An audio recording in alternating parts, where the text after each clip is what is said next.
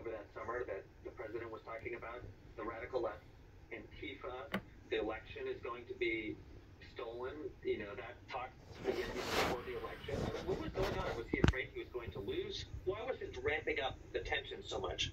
Well, something you have to understand about Donald Trump is he, in addition to being a purveyor of disinformation himself, he's also somebody who actively consumes misinformation and disinformation and often lacks the judgment to understand it.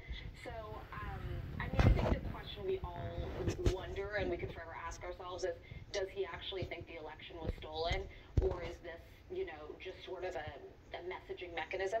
I think he believes a lot of the lies that he puts out there and the conspiracy theories that he puts out there.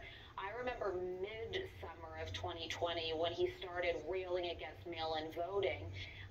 He had, concocted in his mind and through whatever accounts he was following on Twitter, this notion that the election was going to be stolen from him because of mail-in ballots. He started going off about it so much that his own campaign had to say, sir, we're going to rely on mail-in ballots to win in certain states. You've got to scale back this messaging. And so I think he wanted to kind of set up an excuse if he did, in fact, lose. I also noticed, this was an unprecedented time with the coronavirus going on, and I can't tell you the number of times that he said in my presence, I can't believe this happened to me, about coronavirus, as though it wasn't a global pandemic that's now killed 1 million Americans and tens of millions around the globe. He felt like it was personally victimizing him because of the impact it would have on his reelect.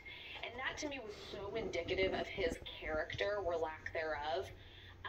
But it gives you a sense of how he sees things, which is, this is against me, this is an attack on me, and then, this is going to be stolen from me. And, 4 years into being the commander-in-chief and winning the first time, he still was blaming the Obama administration for this perception that they tried to, rig the game against him. So he's a man that's very governed by grievance, and he also is incapable of admitting fault and loss. So I think that whole summer he was kind of teeing up his own narrative for if he did eventually lose.